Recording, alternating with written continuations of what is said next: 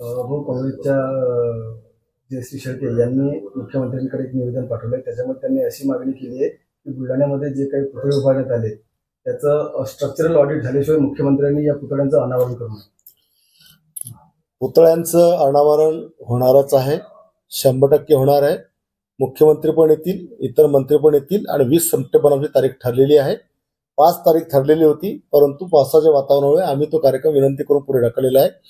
मुख्यमंत्र्यांनी यायचं की नाही यायचं हे की काँग्रेसवाल्यांना विचारून मुख्यमंत्री आमचे ठरवत नाही. शिवसेनेचा आमदार आहे आणि मी त्यांना बोलल्यानंतर मुख्यमंत्री येणारच आहे.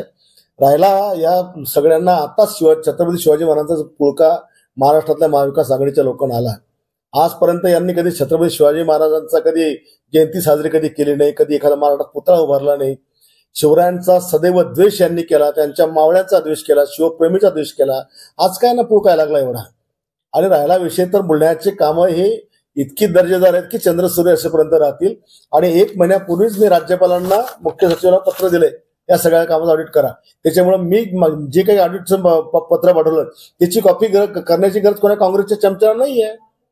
विनाकारण क्रेडिट घ्यायचा प्रयत्न करू नये. काही दिवसांपूर्वी मालवण येथे जी घटना घडली, छत्रपती शिवाजी महाराजांचा पुतळा हा कोसळला. माननीय पंतप्रधान नरेंद्र मोदी यांच्या हस्ते आणि माननीय मुख्यमंत्र्यांच्या उपस्थितीमध्ये या पुतळ्याचं अनावरण करण्यात आलेलं होतं. अवघ्या 8 महिन्यामध्ये हा पुतळा कोसळला आणि त्यामध्ये ही माहिती समोर आली की घाईघाईत कुठलेही मापदंड पूर्ण न करता या पुतळ्याचं अनावरण करण्यात आलेलं होतं. आज बुलढाणा शहरामध्ये अनेक संतांचे आणि महामानवांचे पुतळे हे अनावरणाच्या प्रतीक्षेमध्ये आहेत.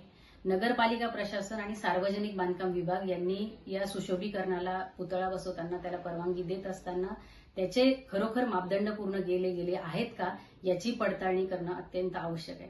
माननीय मुख्यमंत्र्यांना निवेदन मी केलेलं आहे की आपण ज्यावेळी या अनावरणासाठी येणार असाल त्यापूर्वी या सर्व पुतळ्यांचं स्ट्रक्चरल ऑडिट हे झालं पाहिजे आणि बुलढाणेकरांना हे कळालं पाहिजे की हे स्ट्रक्चरल ऑडिट झाल्यानंतर ते प्रसिद्ध सुद्धा झालं पाहिजे. हे स्ट्रक्चरल ऑडिट झाल्याशिवाय या पुतळ्यांचं अनावरण करण्यात येऊ नये, कारण हे सर्व महामानव आमची अस्मिता आहेत आणि भविष्यामध्ये अशी कुठलीही दुर्घटना ही बुलढाणा शहरामध्ये होऊ नये ही बुलढाणावासियांची भावना आहे.